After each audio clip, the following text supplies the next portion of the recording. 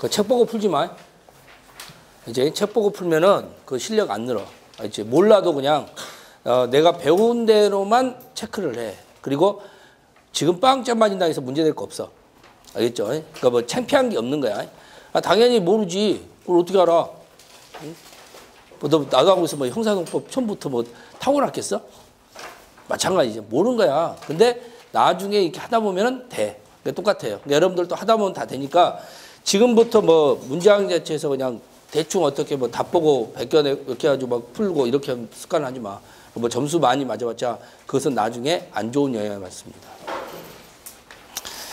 자, 그럼 이제 재척, 기피, 회피 내용 자체를 가지고 좀 볼게요. 자, 우리가 그 첫 시간에 이미 공부를 좀 했죠.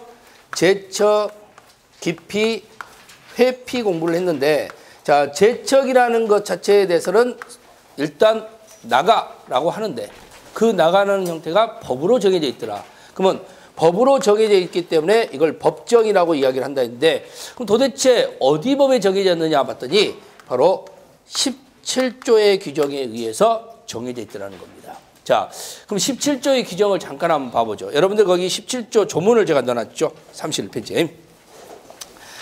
자, 그 조문을 보게 되면은 거기에가 재척의 원인 해가지고 나와 있을 거야. 그치? 자, 보면 1호부터 7호. 자, 우리는 이렇게 이야기해요. 법조문이 이렇게 나와 있고요. 거기가 동그라미 1, 동그라미 2 이렇게 나와 있는 경우가 있어. 자, 여러분들 넘겨보시면 34페이지 한번 보면 기피라고 되어 있는데 보면은 거기가 제18조 이렇게 조문되어 있고 거기 동그라미 1 이렇게 돼 있지. 그지? 그런데 여기는 동그라미 1이 없죠. 그죠? 그러니까 동그라미 1 나오면은 그게 항입니다. 항. 1항. 그치? 그러니까 법을 공부한다면은 법조문 정도는 알아야 되겠지. 그리고 거기에 1, 2, 3, 4 이거 나온 것이 호호. 아시겠죠? 1호, 2호, 3호. 그래서 지금 17조에가 총 7개 호가 있어요. 근데 그 7개 호를 잘 보면은 1호, 때, 2호, 때, 3호, 때, 4호, 때 해서 7호까지 때 이렇게 나와 있지. 뭐뭐한 때, 뭐뭐한 때, 뭐뭐한 때. 자, 그럼 이것은 추상적이야, 구체적이야? 구체적이잖아. 그치? 그럼 구체적이고, 이거 구체적이라는 것은 이거 7가지 외에 있다는 거예요? 없다는 거예요? 없다는 거야. 자, 그럼 우리는 이런 말을 써요. 여기가 7가지밖에 없습니다. 그 7가지 외에는 없는 거야. 근데 우리는 그런 말을 뭐라고 그러냐? 열거 이렇게 이야기하는 거야. 열거. 아시겠지? 그래서 이걸 열거기정이라고 그래. 7가지보다 더 있다. 그러면 이제 이건 예시를 두는 겁니다. 이런 거. 알겠지? 예를 들어서 이런 거. 이것이 예시야. 예시는 추상적 규정에서 나오는 거예요. 그런데 여기는 열거야. 그래서 7가지만 존재하고 있더라. 이게 열거 이렇게 이야기하는 거예요. 무슨 알겠죠? 열거. 자, 그러면 아까 우리가 다시 넘어가셔서 18조 조문을 잠깐 봐보세요. 18조 조문을 잠깐 보시면은 그 34페이지에 나와 있잖아. 거기 보면은 자, 18조에가 검사 1항이 이렇게 돼 있지. 검사 또는 피고인은 다음의 경우에는 법관을 기피를 뭐 할 수 있다 그래서 신청할 수 있다. 자, 그래서 제가 기피는 법으로 정해져 있는 게 아니라 뭐 해야 돼? 신청을 해야 되는 거야. 그쵸? 근데 그 신청의 형태인데 거기 보면은요, 1호, 2호가 나와 있어. 딱 2개밖에 없어. 그치? 자, 2개인데 여기도 때 이렇게 나와 있어. 뭔만 때 이렇게 돼 있는데 자, 1호 봐보세요. 법관이 전조의 각호 사유에 해당할 때 그러면 법관이 전조 각호 사유에 해당한다는 것은 17조야. 그러니까 17조에 해당하는데도 안 나가. 알겠죠? 법에 정해져 있잖아. 너 안 돼라고 돼 있는데도 불구하고 버텨. 그치? 자, 여기다가 또 플러스. 자, 두 번째 봐봐. 이거 뭐라고 돼 있어? 법관이 불공평한 재판을 할 염려가 있을 때. 자, 그러면 여기서 판단될 수 있는 건 뭐가 돼 있는 거예요? 알파. 알겠죠? 알파. 알파는 추상적이에요? 구체적이에요? 그래, 추상적이잖아. 그러니까 추상적이니까 이것은 몇 개가 아니지. 여러 개지. 그치? 여러 개. 그럼 여러 개니까 이것은 열거란 말 쓰겠어? 예시란 말 쓰겠어? 그래, 예시. 다 끝났어, 이제. 요거야. 그럼 이제 우리는 대충 감 잡았잖아. 아, 재척은 이거, 기피는 이거, 이렇게 되는 거예요. 아시겠죠? 자, 근데 만약에 안 나가라 했는데 안 나가요. 안 나가면은 멱살 잡아서 끄집어낼 수 있겠어요, 법관들을? 그럴 수는 없겠죠. 그래서 혹시나 재판을 할 때, 자, 만약에 재판을 할 때 피해자의 아버지가 재판을 해요. 그럼 피해자 아버지가 재판하면 되겠어, 안 되겠어? 안 되겠지. 피해자의 아버지가 재판을 하면 안 될 거 아니야. 그러니까 그런 문제점이 생기는데 피해자의 아버지가 진짜 FM대로 재판할 수도 있겠죠. 그치? 그치? 자식이 피해자지만 무죄를 때려볼 수도 있다는 거야, 피고인한테. 이것은 피해자의 잘못이다. 이렇게 할 수도 있다는 거예요. 여러 가지 상황으로 보아서 피해자가 이제 합의하에 성관계가 가지는 바가 인정되는 바, 강간에 인정할 수 없다고. 딸이 강간을 당했는데 그것을 합의적으로 인정을 해버린다는 겁니다. 상황 봐가지고 증거가 없다는 이유로. 그렇게 해서 재판할 수도 있어. 그렇지? 그러니까 꼭 불공정한다고 보정은 없습니다. 그래서 그런데 거의 대부분 우리가 생각할 때 불공정할 걸로 보는 거는 거야. 그러겠죠? 그래서 만약에 안 나간다면 그때 혹시 문제가 없다면 상관없을 거야. 그러나 문제가 있다면 상소 이유가 될 뿐이죠. 다시 위에다가 야, 이거 아버지가 재판했더라 알고 봤더니 그죠? 1심에서 내가 징역 5년을 받았는데 알고 봤더니 법관이 아버지더라, 피해자의. 그러면서 상소 이유가 될 수 있는 겁니다. 또 마찬가지겠죠? 기피 신청을 신청을 했어요. 야, 너 나하고 하기 싫어. 나가라. 근데 신청했는데요. 신청서 찢어버려요. 그런 데서 뭐라고 할 수는 없잖아, 또. 그러니까 이것도 상소 이유는 될 것이다. 이렇게 나오는 거야. 자, 그러면 우리가 이제 여기서 제척사유 한번 공부를 해보자는 거야. 제척사유 봤더니 1호부터 7호까지 있어요. 자, 그럼 지금부터 1호부터 7호까지 한번 잠깐 한번 봐보죠. 다시 가서요. 자, 1호. 뭐라고 되어 있느냐? 법관이 피해자인 때 이렇게 돼 있어요. 피해자인 때. 그러니까 법관이 피해자여야 돼. 그러니까 피해자인데, 자, 이 법관은 피해자인데 직접적인 피해자일 수도 있고 간접적인 피해자일 수도 있어요. 그렇죠? 그때 법관은 직접적 피해자여야 되는 겁니다. 그죠? 직접 피해를 당한 사람이 재판을 하고 있는 거예요. 나를. 이런 경우에. 그러니까 간접적이 아니라 직접적 이렇게 나오는 거예요. 자, 그래서 직접적 피해자를 의미하는 것이다. 그래서 밑에 보면 동그라미 1번에가 되어 있죠. 법관이 피해자일 때 제척의 원인의 제가 그때 직접 피해자를 의미하는 것이다. 이렇게 보면 돼. 그러니까 여러분들이 이제 처음 공부할 때는 제가 밑줄 치는 부분이 있을 거야.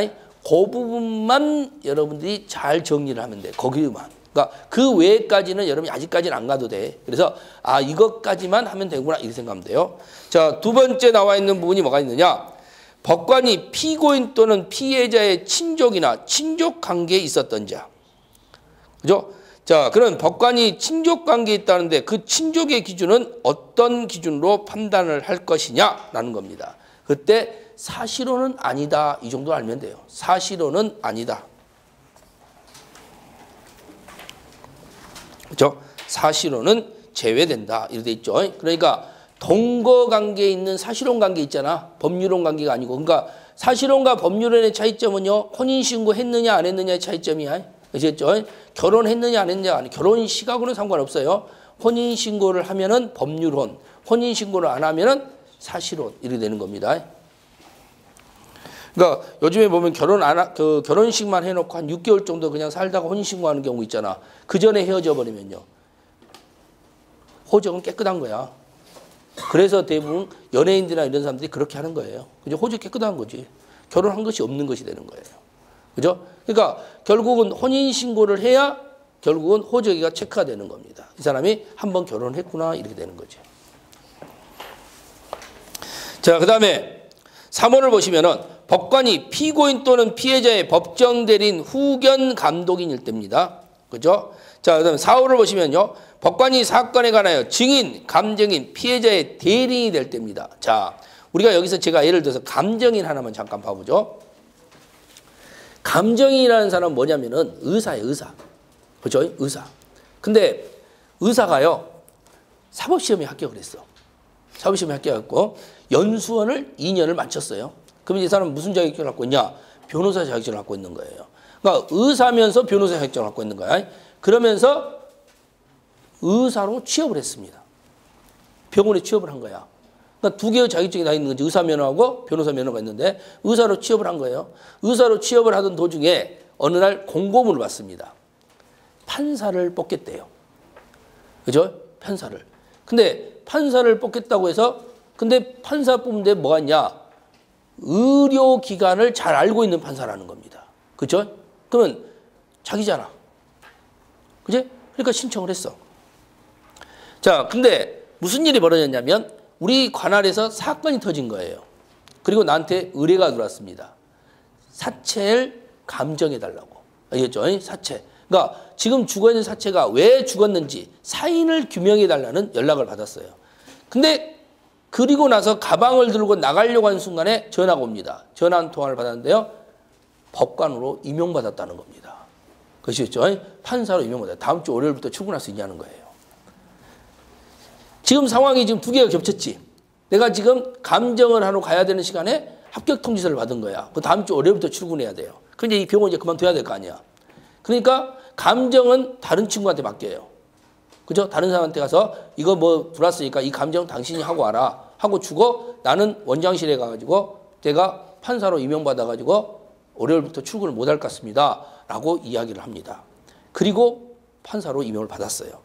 처음에 재판을 받은 사건이 바로 이 사건이야. 이제 자기가 감정을 하러 갈 뻔했던 사건, 이 사건을 지금 재판하는 겁니다. 그러면 나는 그 관할의 감정인이었어요. 그러니까 저쪽에서 그럽니다. 야, 당신은 그 관할서의 감정인 아니었느냐? 감정인이 왜 이 재판을 재판하냐 하고 변호인 측에서 따지고 들어온 거예요. 그러니까 이 사람은 감정인으로 그동안에는 그 관할에 있었던 사건은 다 감정을 해줬단 말이야. 근데 그날은 갔어, 안 갔어? 안 갔지. 그러니까 그날은 가서 본 것이 없잖아. 자, 우리가 여기서 재척을 시키는 이유는요.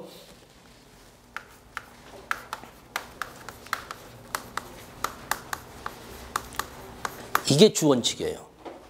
선입견. 선입견을 갖고 있다는 겁니다. 너는 우리 자식 때렸을 거야. 뭐 이런 거지. 그러니까 선입견을 갖고 있다는 거예요. 우리 자식은 착해. 이런 거. 그러니까 이런 선입견을 갖고 있기 때문에 이건 문제인 거예요. 그러면 지금 감정인, 증인, 감정인, 피해자의 대리인이 될 때도 그 사람들이 뭐예요? 선입견을 갖게 됐을 때 이걸 말하는 거예요. 그러면 증인이나 감정인만 됐어. 그냥 증인, 즉 감정인만 일 뿐이야. 감정인만 됐지 직접 가서 했어요, 안 했어요? 안 했어. 그러면 이때는 해당되지 않는다는 거야. 그래서 거기 보시면 제일 마지막에 이런 문제가 나왔잖아. 증인, 감정인이 된 때라 하면, 그렇지? 법적으로 이렇게 돼 있으니까 된 때, 그럼 맞아요. 증인, 감정인이 된 때는 재척 원인이 된다. 그럼 맞아요. 틀린 건 아니야. 그런데 문제는 증인, 감정인이 된 때는 단순히 자격으로 채택됐거나 소환된 때는 의미하는 것이 아니라, 라고 돼 있지? 아니라 실제로 증언이나 감정을 행할 때를 말한다. 이렇게 돼 있습니다. 그러니까 실제로 증언이나 감정을 행해야 되지 그렇지 않으면 안 된다. 이걸 된 거예요. 그러니까 그러면 이제 시험 문장에서 이런 문장을 가지고 장난을 칠 수가 있겠죠. 앞에 문장을 가지고 실제로 증언 감정을 하지 않았다 하더라도 채택된 것만으로도 재척 사유가 된다. 이런 식으로 속일 수 있겠죠. 그러면 X가 되는 거야. 무슨 말인지 알겠죠? 그러니까 그런 말투를 여러분들이 넘어가지 말라는 거예요. 항상 법은요. 말장난입니다. 법률적 근거를 약간 꺾어서 말장난을 시키는 경우야. 그러니까 이렇게 해보면은 이것도 가능하지 않을까 이걸 생각해 보는 거예요. 그런데 이게 되느냐 안 되느냐 여부를 따지는 거야. 뭔지 알겠죠? 그래서 바로 이것은 그때를 말하는 건데 그때라는 것은 그러니까 조심해야 하는 게 된 때 재척 사유가 된다. 그럼 맞아. 근데 그 된 때라는 말 자체를 풀어 썼을 때는 실제로 행해야 된다는 겁니다. 무슨 말이에요? 여기 있죠? 그러니까 그렇게 주의를 해두시면 돼요. 자, 그 다음에 뭐 변호인, 보조인이 된 때라든가 사법경찰관의 직무를 행한다든가 이런 거죠. 그 뭐 경찰관이 경찰관이라든가 검사라든가 뭐 이런 사람들이 사법시험의 형태의 합격해서 검사야 뭐 판사로 임용받을 수 있고요. 그리고 경찰관도 사법시험 봐가지고 합격해가지고 판사로 임용받을 수 있겠지. 바로 이런 경우죠. 그리고 우리가 사법시험 합격했어도 경찰할 수 있어요, 없어요? 경찰할 수 있잖아. 그러다 뭐 수사과장으로 있다가 판사로 임명받은 경우도 있을 거 아니야. 그런 경우를 이야기하는 거예요. 자, 그 다음에 마지막 나와 있는 문구가 있죠. 자, 바로 7호입니다. 7호에다 별표를 쳐놓으시면 되겠죠. 자, 이 7호가 여러분한테 가장 중요한 말이 되는 거야. 법관이 사건에 관하여 전심재판 또는 그 기초가 되는 조사심리에 관여한 때, 이게 17조 7호에 나와 있죠. 그러면 이 문장을 한번 생각을 해보자는 거죠. 그럼 전심재판의 조사심리에 관여한 때라고 되어 있는데, 그걸 둘러 나눠서 법관이 사건에 관하여 전심재판에 관여할 때와 그리고 그 심리에 관여한 때, 자, 이것을 우리는 어떻게 구분을 할 것이냐, 이게 보는 거예요. 자, 그럼 잘 봐. 지금 보니까 7호의 내용이요. 전심이에요, 전심. 그러니까 전심에 관여했기 때문에 선입견을 배제해야 된다는 겁니다. 왜? 이미 알고 있다는 거죠. 그러니까 재판을 할 때는 모르고 재판을 해야 했잖아. 그래서 우리가 지난 시간에 공부할 때도 공소장 일본주의라는 말을 배웠었죠. 그치? 재판을 미팅하기 전까지는 서로 모르고 만나라 그랬잖아. 그치? 그러니까 알고 만나면 뭘 갖게 되는 거예요? 선입견 갖고 만나는 거예요. 저 사람이 돈이 많아. 여러분 나중에 뭐 그잖아. 그 선을 본다. 그치? 뭐 선을 볼 때 선이 가장 중요한 뭐 선을 맞춰가는 거잖아. 근데 저 사람이 돈이 많아. 저 사람이 직업이 괜찮아. 학벌이 좋아. 그러면 그 사람이 조금 건방진 행동을 한다, 뭐 한다 하더라도 이렇게 선입견이 어떻게 돼 있어요? 돈 많은 걸로 끝나는 거지. 배웠다는 걸로 끝나는 거지. 그러면 아, 저 사람은 돈이 많으니까, 저 사람은 저 정도 되니까 건방질 수 있겠구나 라고 생각을 해버린다는 거예요. 근데 전혀 그렇지 않고 우연찮게 그냥 길에서 만나가지고 같이 차 한잔 마셨는데, 아니 누구 소개로 아무것도 모르고 그냥 만나버려서 만났는데 건방져요. 그럼 어떻게 되겠어? 그럼 끝내는 거지.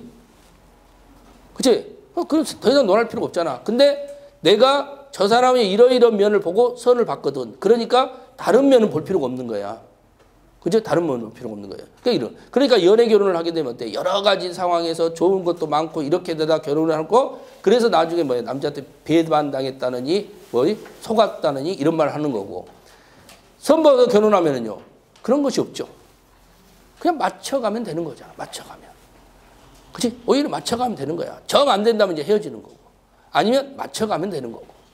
그죠? 나는 그것만 보고 왔으니까. 저 사람에게 저것만 보고 왔으니까. 근데 그것이 몰랐던 것이 가끔 나오는 것이 이제 폭행이라든가 이런 게 나왔을 때 이혼 문제 생기는 거죠. 그러니까 선입견. 그러니까 선입견을 갖고 시작했느냐? 전혀 안 갖고 시작했느냐? 이게 큰 거야. 그게 전심이에요. 그런 전심이라는 형태에서 판단된 것은 이거지. 우리는 재판은 1심 재판이 있고 2심 재판이 있고 3심 재판이 있어. 이거 다 알고 있잖아. 그치? 자, 전심이라는 건 전해심이야. 전해심. 그럼 잘 봐. 2심의 전심은 몇 심이에요? 1심. 3심의 전심은 몇 심이에요? 2심. 됐죠? 그치? 이게 전심이야. 그러면 자, 여기서 판단되는 것이, 그러면 3심은 전심이 될 수 있어 없어? 이 뒤에 신급이 없으니까 3심은 전심이 될 수가 없는 거야. 그럼 3심에서 한 행위는 그냥 3심에서 계속 하더라도 상관이 있어요 없어요? 없다는 거예요. 아시겠죠? 그럼 3심에서 A라는 행위를 했어. 근데 B라는 행위를 또 3심에서 해. 상관이 있어 없어? 없다고. 알겠죠? 이거야. 자, 그 다음에 1심 전심은 나와요 안 나와요? 없지. 1심 전심이 뭐야? 수사 단계잖아. 그럼 여기는 수사예요. 수사. 한마디로 수사. 근데 수사는 C급이에요? 아니지. 그러니까 여기에서 전심이란 말 나올 수가 없는 거야. 그럼 이렇게 본다면 여러분들이 하나 알 수 있는 게 있지. 바로 이 부분을 알 수 있죠. 아, 그러면 수사 단계에서 법관이 개입한 경우가 있을 거 아니야. 그치? 수사 단계에서 법관이 개입한 경우 영장을 발부한다든가, 이 사건에 영장을 발부한다든가, 영장 실질심사를 해준다든가, 적부심사를 들어간다든가. 그러니까 한마디로 영장의 형태든지 어떤 적부심사든지 수사 단계에서도 법관이 개입하는 경우가 있더라. 그러면 그 개입하는 경우가 전심이라고 말할 수 없더라. 그럼 전심이라고 말할 수 없으니까 영장 담당 법관이 1심 재판이나 2심 재판을 하더라도 상관이 있다 없다? 없다. 제적 사유가 안 된다. 그쵸? 제적 사유 안 될 거 아니야. 그러니까 그걸 생각을 하라는 거예요. 그거. 이게 바로 초등학교예요. 초등학교 문제. 그죠? 이게 초등학교 문제라고. 그러니까 당연하죠. 그대로 가면 돼. 이게 초등학교 문제예요. 자, 그 다음에 이제 중학교 정도가 이제 문제가 되는 것이 이거예요. 우리는 약식과 직결이라는 게 있어. 약식과 직결이. 그죠? 들어봤잖아. 약식. 약식이라는 말은 정식 재판을 하기 전에 간단하게 해버리는 겁니다. 이게 약식이에요. 그러니까 재판은 약식과 직결로 나눠지는데 약식은 간단하게 하는 거고 정식은 정식적 절차를 갖춰서 하는 거예요. 이제 약식, 그다음에 정식 이렇게 나눠지는 거야. 그럼 일반 재판은 약식이야, 정식이야? 정식이야. 그다음에 또 뭐가 있느냐? 직결심판이라는 게 있어. 경찰서장에서 다액 20만 원 이하의 벌금, 구류, 과료에 해당되는 사건으로서 직결심판하는 게 있죠. 뭐 노상방뇨를 한다든가 이런 거 직결심판이잖아요. 이게 직결이야. 자, 이것도 재판이에요. 그러면 약식과 직결을 했는데 불만이 있다. 그럼 어디로 가요? 그렇죠. 정식으로 가지. 그러면 이제 1심의 전심이 약식 직결이 된다면 약식에 관여했던 법관은 1심에 관여할 수 없게 되는 거지. 그치? 자, 이런 문제 생기는 거야. 이게 이제 중학교 문제예요. 그럼 우리가 초등학교용으로 생각한다면 약식 직결이 과연 1심의 전심이 될 수 있었겠느냐. 약식 다음에 뭐니까? 정식이니까 당연히 이것도 전심 문제가 발생을 해야 될 것 아니냐. 그치? 자, 근데 우리가 중학교용으로 판단해 본다면요. 약식과 직결은 몇 심이에요? 0심이에요? 1심이에요? 그래, 1심이지. 0심이 아니지? 그치? 0심 아니야? 1심이란 말이야. 그러면 자, 정식의 1심하고 약식 직결도 1심이에요. 그러면 얘네들은 동심이에요? 전심이에요? 동심이잖아.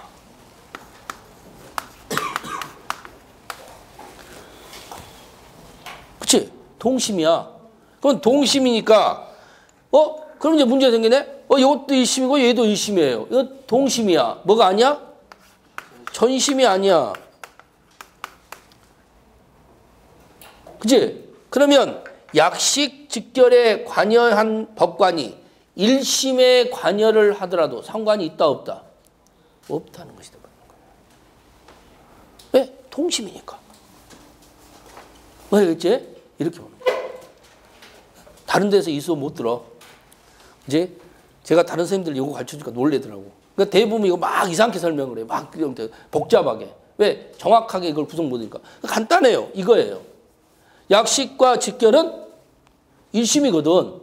그러니까 1심이니까 여기 1심 이 부분을 생각을 할 때 막 어떤가. 그냥 외워. 이거 알아야 돼. 이거 틀리면 안 돼. 이러는데 간단해. 외울 것도 없어. 동심이잖아. 동심이니까 전심이 되는 거야? 안 되는 거야? 안 되는 거잖아.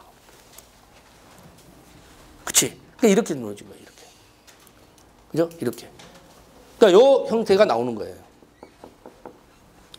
뭐 알겠죠? 그래서 요 규정에 의해서 판단이 된다. 이렇게 보면 돼.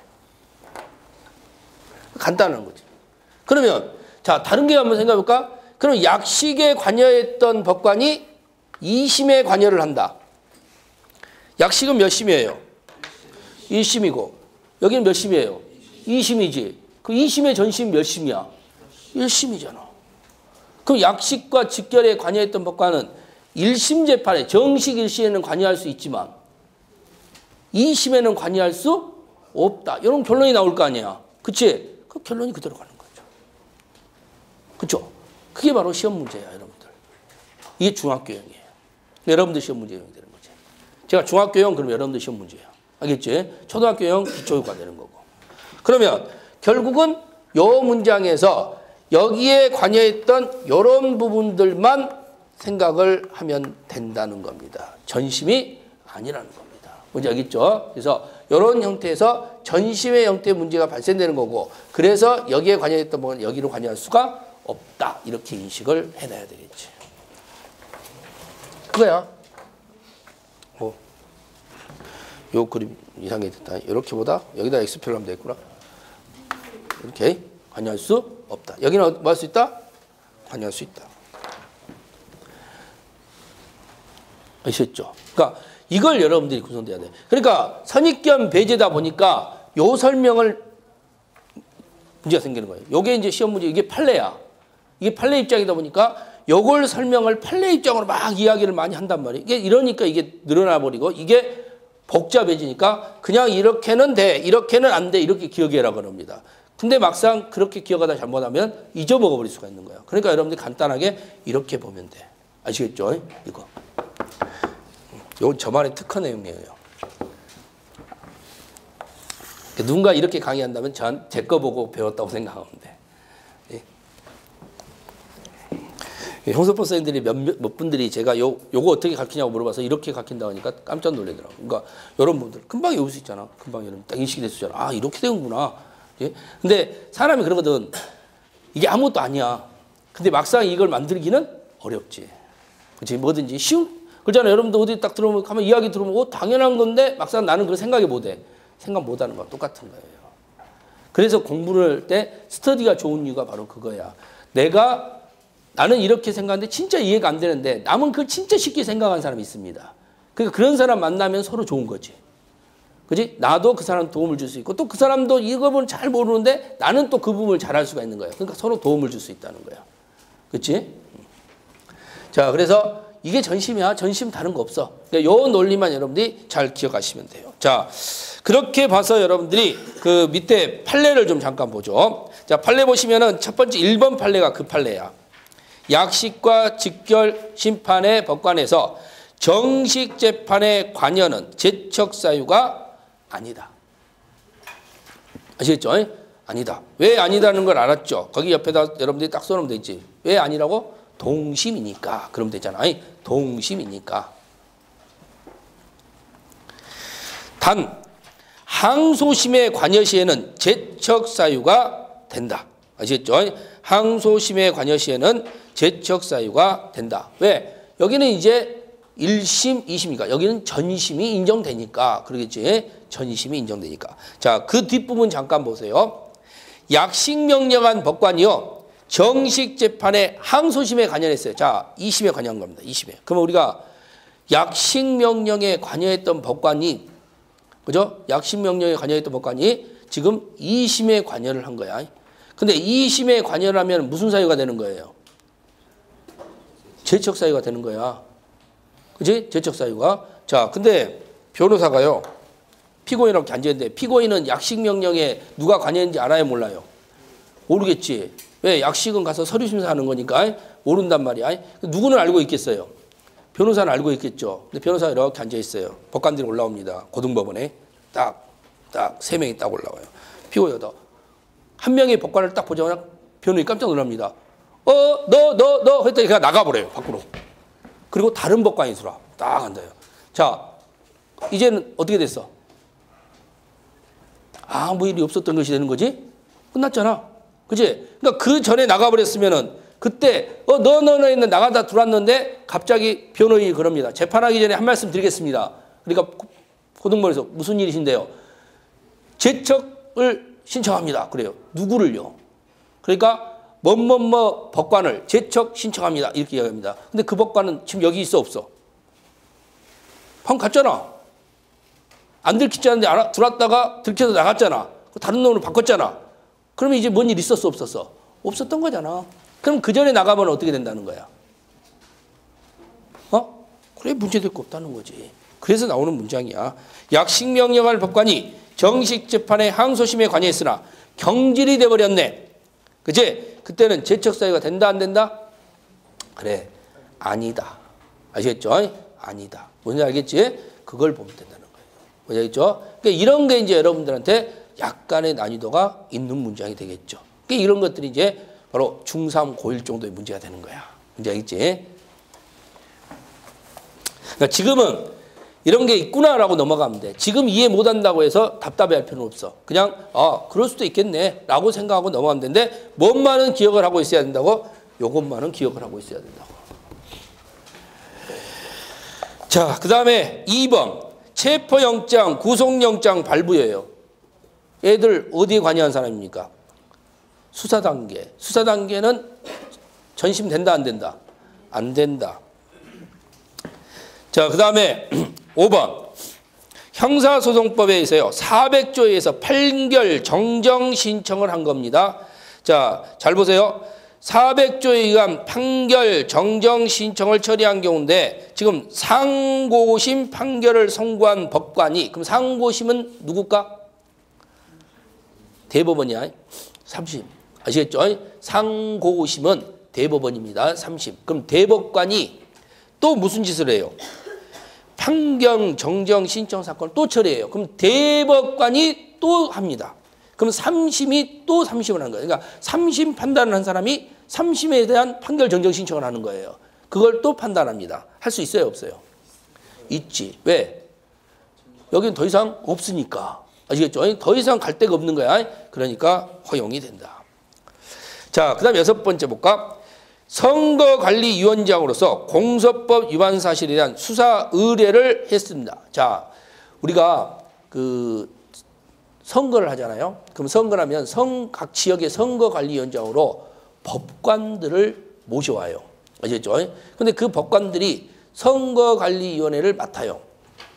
그러면 뭐 금품을 수수했다 이런 것들이 나중에 이제 선거 끝나면 막 신고가 들어오겠지. 그러면 그 신고가 들어오면은 그 신고 내용을 경찰에다 수사 의뢰를 합니다. 그럼 수사 의뢰를 하고 이 사람들은 다시 법원으로 갑니다. 근데 그 사건을 본인이 재판한다는 겁니다. 근데 이 사람은 수사 단계에서 이루어진 거예요? 그럼 공판 단계에서 이루어진 거예요? 이것은? 그래, 수사 단계에서 이루어진 거예요. 그러니까 이거에 대한 제적 사유는 될 수가 있겠어, 없겠어? 없겠지. 자, 그 다음에 3번, 4번을 묶어주세요. 이게 이제 또 역시 고등학교 문제입니다. 1심 재판에서요, 2년형을 선고받았습니다. 그러다 보니까 항소를 했겠죠? 그죠? 근데 1심을 어디서 재판했냐면은 수원 지법이요. 제5 단독부에서 재판을 했어요. 근데 2심 재판으로 갔습니다. 그죠? 2심 재판에는요, 역시 수원지법 제2 합의부에서 재판을 합니다. 1심이 단독부면요, 2심은 합의부로 가야 된다 그랬지. 고등법원으로 가는 게 아니라 그랬어. 그러면 이렇게 감으로 인해서 2심 재판에서 이렇게 3명이 보니까 여기서 잘못을 했어요. 그치? 지금 2년을 떼는데 이게 좀 잘못된 거야. 그러니까 잘못을 했으니까 어떻게 하느냐? 이로 돌려. 그래서 파기환송을 시킵니다. 파기환송에는요, 전에 했던 법원에다가 야, 너 다시 생각해봐 하고 보내주는 거예요. 파기 자판이 있어. 자판은 스스로 자자에다가 판단한다는 겁니다. 이게 깨버린다는 겁니다. 1심에서 징역 2년을 선고했는데 2심에서 징역 1년을 선고한다든가 이렇게 한 것이 파기자판이에요. 그러니까 파기자판은요, 1심을 무시하고 선배들이 때려버리는 거고, 파기환송은요, 다시 후배들한테 야, 너희들 잘못 생각하니까 다시 생각해봐 라고 보내주는 거예요. 그러니까 어떤 게 좋겠어요, 후배들은? 보내주는 게 좋지. 그치? 그래야 자기들이 다시 판단해서 다시 올릴 수 있을 거 아니야. 그러겠지? 근데 재판은 신속성이 떨어질 수밖에 없지. 또 와야 되잖아. 근데 갔는데 여기서 끝까지 2년, 그럼 또 와야 되죠. 아시겠죠? 그러니까 이런 문제가 생길 수 있다는 거야. 자, 어쨌든 파기환송하면은 나를 재판했던 곳으로 가는 거지. 근데 나를 재판했던 곳에 갔는데 여기는 이미 나를 재판했던 사람이니까 선입견 가졌어, 안 가졌어? 갖고 있잖아. 근데 얘들을 갖다가 제척해야 될 거 아니에요. 그럼 제척하면은요, 5 단독부가 다 폐지돼 버려. 이 법관이 빠지고 다른 법관이 와 있어야 되겠죠. 그치? 근데 파기환송 어디로 가라는 거야? 전에 나를 때렸던 사람한테 보내라는 거야. 그치? 그러니까 이쪽 부로 가라는 거야, 이쪽 부로. 5 단독부로. 알겠죠? 그러니까 이 사람한테 가는 거니까 이 사람이 바뀌어가지고 다른 판사가 앉아있을 수도 있어. 하지만 똑같은 판사가 앉아있을 수도 있겠죠. 그럼 제척사유가 된다고 안 된다고? 안 된다고. 왜? 가라고 했잖아, 법이.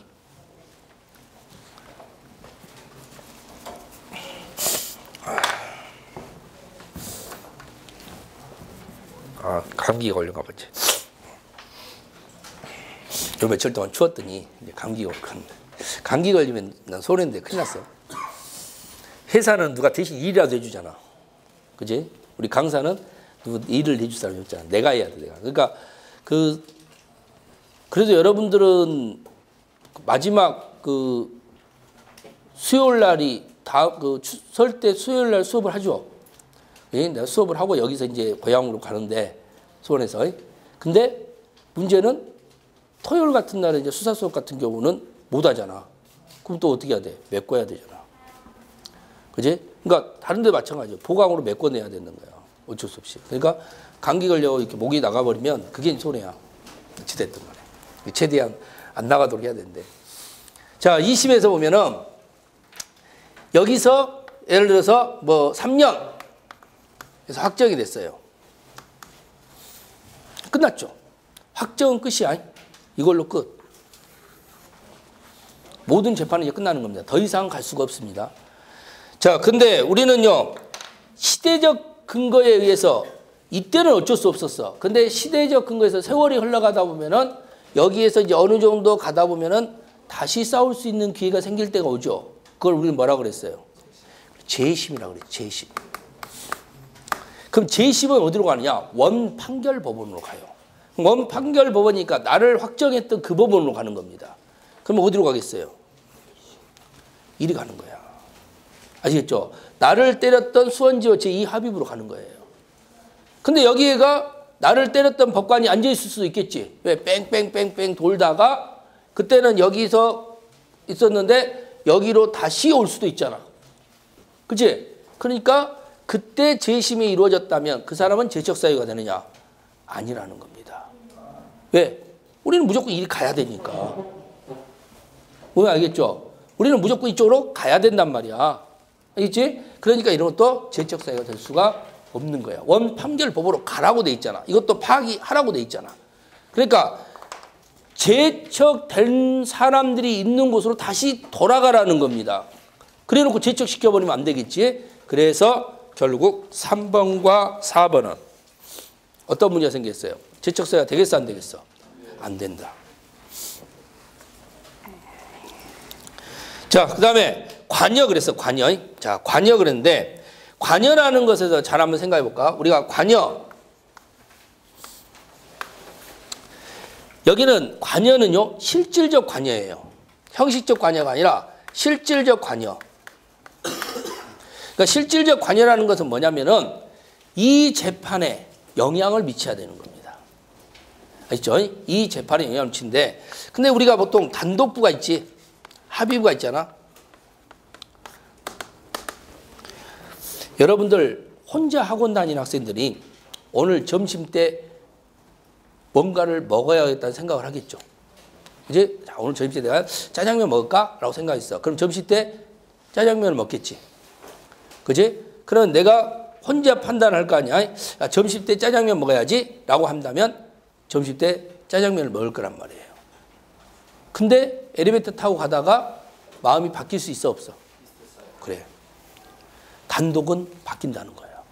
그러니까 단독부는 내가 혼자 머릿속에 생각을 한다고 해서 그게 결론이 나는 것은 아니라는 겁니다. 그러면 약속을 지키려면요. 기록을 해놔야 돼요. 그럼 여러분들이 일기장에다가 오늘 점심 때 나는 짜장면을 먹었다. 그럼 미래 일기장을 쓴 거지. 그럼 오늘 짜장면 먹어야 돼? 안 먹어야 돼? 먹어야 돼. 그러니까 한 번 정도 미래 일기장도 써볼 만해요. 오늘은 진짜 열심히 공부했다. 친구에게 연락 왔으나 다 받지 않았다. 안 받으면 되는 거야. 그지? 그리고 그걸 약속을 지키면 되는 거예요. 네? 약속을 지키면 되는 거예요. 그러니까 단독은 기록이야.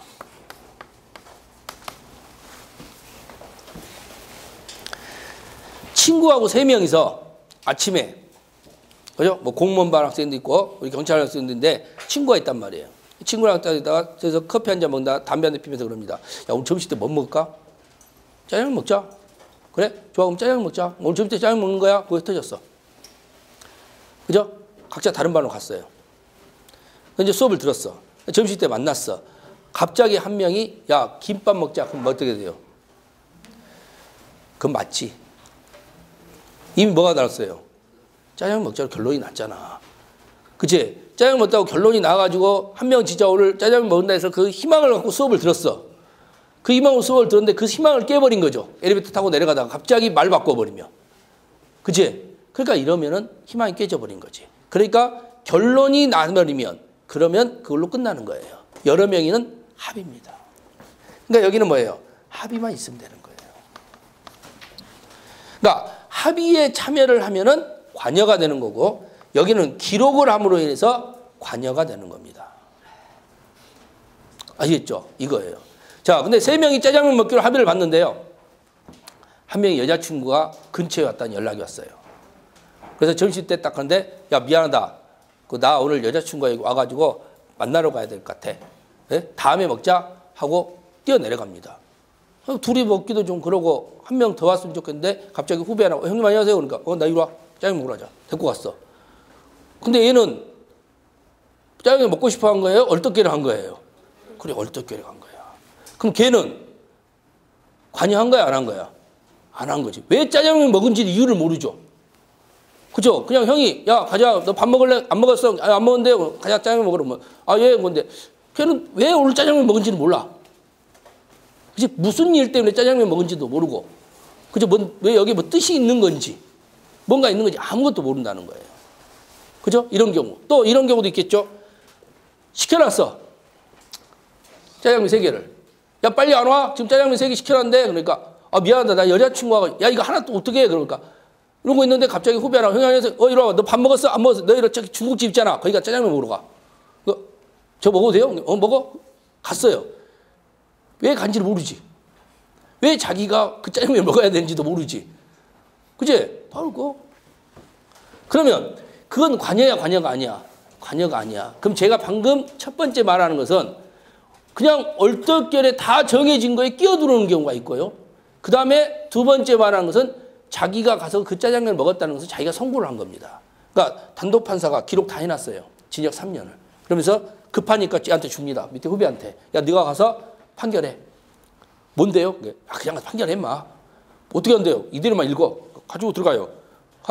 가서 자 본 재판장께서 어떤 이유가 있어서 본 재판을 지금부터 제가 하겠습니다. 그러면서 자 판결은 본 재판장에 의해 가지고 다 이루어진 판결이기 때문에 그대로 제가 낭독만 하겠습니다. 그래서 피고 징역 3년에 처한다. 왜 3년인데? 그러면 또 읽으면 되는 거지. 그치? 근데 이 사람이 왜 3년인지 알아 몰라? 몰라. 그잖아. 그럼 그 사람은 관여한 거야 안 한 거야? 안 한 거야. 그 사람이 나중에 그 판결만 외쳤던 사람이 나중에 2심에 또 앉아 있어요. 상관이 있다 없다? 없다. 이걸 이해한단 말이야? 이 어려운 것을? 오, 역시 나는 잘 가르쳐. 잘 봐. 이제 관여 보시면 내부적 성립에 실질적으로 관여할 때 아니 실질적으로 실질에다 동그라미 딱 쳐놓으면 되죠. 아, 이 말이었구나. 실질적으로 하는 거. 이게 유무죄의 현실적 관여라고 생각하면 돼요. 쉽게 말해서 유무죄의 현실적 관여다 이렇게 생각하시면 돼요. 실질적으로 관여할 때 이것을 말한다. 그러면 외부적 성립의 선고의 관여나 증거조사 결과 증거로 채택되지 않는 경우 사실심리나 증거조사를 하지 않고 공판기일을 연기하는 재판에만 관여할 때는 여기에 포함되지 않는다 이렇게 되어 있는 겁니다. 그럼 제가 실질적으로 관여할 때는 이미 말씀드렸죠. 단독은 기록, 합의는 합의부. 아시겠죠? 그러니까 합의부는 합의가 있으면 되는 거고 단독부는 자기가 기록만 하면 끝나는 겁니다. 근데 이게 깨져버렸어. 기록을 했는데 바꿔버려요. 갑자기 위에서 연락이 와. 저기 너 이번에 너가 재판한다며? 아, 예. 뭔데? 그러니까 아, 제가 볼 때는 이건 무죄 같은데요. 그래서 무죄로 하려고 마음먹고 있습니다. 아, 그래? 좀 쉬어. 이럴 수 있겠죠. 아니면은 갑자기 다음날 28일 날 내가 판결을 하기로 했는데 무죄 판단이 됐다는 사실을 알고요. 27일 날 갑자기 내가 발령을 받습니다. 다른 지역으로. 수원에서 부산으로 가버려요. 부산 고등법으로 영전을 내버려 갑자기. 그치? 그 안 갈 수 없잖아. 그래서 갑자기 특별 영전이야. 부산 고등법원으로 가래 나한테. 고생 많이 했다고 그동안. 부산 고등법원 딱 갔어요. 아니 내가 영전돼 버린 거예요. 높아져 버린 거예요. 사람들 다 와 축하드린다 막 그러지. 나도 얼뚝결에 지금 부산까지 고등법원으로 와버렸으니까 놀래가지고. 그죠? 근데 파격이에요. 파격. 이 정도면. 아직도 지방법원이 있어야 되는데 파격이 돼버린 거예요. 고등법원까지 연전. 내가 무슨 일을 했는데 이렇게 높아졌지? 이러고 있는데 갑자기 내 사건이요. 유죄로 바뀌어버려요. 그죠? 내 앞에 있는 사람이 유죄로 바꿔버리는 거예요. 그죠? 그러면 내 사건은 무죄였는데 내가 무죄라고 다 써가지고 줬는데 유죄가 돼버린 거야. 다시 재판이 이루어져가지고. 그래서 유죄 판결을 받아버린 거예요. 그럼 나중에 내가 보니까 이게 지금 조작이야. 그지? 이게 조작이단 말이야. 조작의 형태가 되는데 근데 이 사건에 대해서 항소를 했습니다. 이 사람이 이제 항소를 했을 거냐. 항소를 했는데 얘가 맡고 있는 사건 하나가 또 부산에가 또 있었어. 그치? 부산에 있었단 말이야. 근데 부산에 있는 사건은 합의부 사건이었고 지금 현재 재판은 단독부 사건이야. 그럼 단독부 사건, 합의부 사건이 어디로 오겠어, 사건이? 합의로 하니까 어디로 와버리겠어? 부산으로 오겠지. 부산으로 오는데 내가 앉아 있는 거예요. 이 사건에. 그럼 두 개 합쳐갖고 왔을 거 아니야. 수원 사건하고 부산 사건 두 개 합쳐가지고 나한테 와버린 거예요. 다시. 그럼 내가 이제 또 앉아 있는 거야. 그럼 난 재척 사유가 될 것이냐? 안 된다는 거지. 왜? 내가 수원 사건에 대해서 실질적으로 관여가 돼버린 거야, 안 된 거야? 안 돼버렸잖아. 배척돼 버렸잖아, 나는. 아시겠죠? 이런 게 이제 대학교 시험 문제가 되는 거예요. 그러니까 이렇게 이제 난이도성이 높이 올라가 버린 겁니다. 이 정도 여기까지 생각하는 거. 아시겠죠? 그러니까 그런 형태도 나올 수 있다는 거죠. 무슨 말인지 알겠지? 왜? 여러분들이 잘 따라오니까 내가 이런 거 이야기해 주는 거예요. 대학교 치도 가끔씩. 안 그러면 이런 거 안 해주지. 너무 딱 생각이 너무 많이 가버리면 잘 따라오다 갑자기 눈이 동그랗게 갑자기 뭐야? 이렇게 돼버리면 다시 형사법 갑자기 어려워지는데 이래버리면 또 안 되는 거잖아. 네? 쉽게 가다가 갑자기 어려우면 안 되는데 여러분이 좀 따라온다 그러면 제가 하나씩 이렇게 던져주는 거예요. 그러면 거기서 그런가. 근데 못 따라올 것 같다 그럼 빨리 잊어먹어버려. 굳이 이거 막 알아야 되겠다는 의지는 막 갖지 마. 딱 하다가 못 따라왔다면 빨리 넘어가. 고등학교 이후부터 넘어가 버려. 다음에 또 하니까. 여러분 한 번 듣고 시험 볼 건 아니잖아. 자, 그 다음에 거기 보면 재척 관여 사유가 있고요. 그죠? 그 다음에 부정 판례가 나와 있을 거야. 그럼 자, 여기 잘 보면은 재척 사유에 의해서 관여가 인정되는 판례 잠깐 보면은요. 첫 번째 나와 있는 것이 수탁판사예요. 수탁판사는 뭐가 만들어질 때 수탁판사 생긴다 그랬지? 수소법원이라고 그랬죠. 그러면 수소법원에서 부탁을 하는 거라 그랬잖아. 자, 우리 지금 재판하고 있는 피고인이 부산 사람인데 부산에서 이 사건과 관여된 것이 또 몇 건 더 있는데 그거에 대해서 조사를 내가 하러 가야 되는데 막내인 내가 받으러 가야 되는데 후배한테 전화해서 야, 너 부산 이번에 내려갔다며? 그러니까 예, 저 이번에 부산 내려갔습니다. 야, 내가 형이 이러이런 지금 사건이 하나 있는데 이게 부산 놈인데 지금 사건이 이러이런 사건이 지금 부산에서도 몇 건 있고 그런다는데 너가 좀 알아봐 줄래? 라고 이야기를 해요. 그러니까 이 친구가 형이 싫다면 내가 해야죠. 그래서 알아봐줘서 연락을 해주는 거야. 그 사람이 수탁판사예요. 그러면 이 사건이 1심 재판에 의해 가지고 이루어졌는데 2심에 수탁판사가 앉아 있는 겁니다. 그럼 수탁판사는 이에 대해서 이름 피고인 홍길동 딱 보자마자 너야? 너 부산애지? 그러니까 얘 부산애인데요. 그렇지 않아도 너 1심에 너 사건 있잖아. 너 5년 받았지? 그거 내가 진짜 힘들게 안 하는 거다? 이거예요. 그러면 이 사람은 지금 선입견 갖고 있다는 거야, 없다는 거야? 갖고 있는 거잖아. 야, 동네 가서 네 이야기 많이 들었다. 너 죽여버리라고 난리더라? 뭐 이런 식으로 해? 그럼 이미 선입견 갖고 지금 재판을 하고 있는 거잖아. 그래서 그 사람이 재판하면 되겠어, 안 되겠어? 안 된다는 거지. 됐지? 그게 바로 수탁판사입니다. 자, 그 다음에 1심 증거조사에 관여한 법관이 항소심에 관여한 경우 똑같이 1번과 2번이 똑같은 형태예요. 무슨 말인지 알겠죠? 자, 그 다음에 재척 사유의 부정 판례에 관련되어 있는 경우가 2번, 3번, 4번은 수사 단계입니다. 그렇죠? 구속영장 발부, 구속 적부 심사, 보석 허가 관련되어 있는 거. 이건 수사와 관련되어 있는 형태에서 구성되는 거예요. 그리고 보석 허가 같은 경우 나중에 이제 우리가 공부하겠지만은 이것은 재판의 어떤 종국적 근거하고 상관이 없어. 재판의 어떤 진행 절차에 들어있는 게 아니라 단순히 거기 재판을 하다가 잠깐 휴가를 보내준 것에 관여한 법관일 뿐이야. 그러니까 이런 부분들은 재척 사유는 아닙니다. 관여라고 보지 않습니다. 실질적 관여가 아니기 때문에. 자, 그런데 문제는 이제 1번하고 제척사유에 부정되는 1번하고 그다음에 3번입니다. 그죠? 그리고 나서 이제 효과 문제가 발생을 하게 되는 거예요. 그러면 1번하고 3번 내용이 좀 있기 때문에 이 부분부터 잠깐 쉬었다가 볼게요. 아시겠죠? 자, 그러면 여러분들이 여기 부분에서 여러분들이 이제 전심에 관여했던 것, 전심 관여 이 두 가지 부분을 여러분들이 인식을 했지. 그걸 놓고 이제 1번, 3번 판례를 가지고 제가 설명을 할 겁니다. 잠깐 쉬었다 보죠.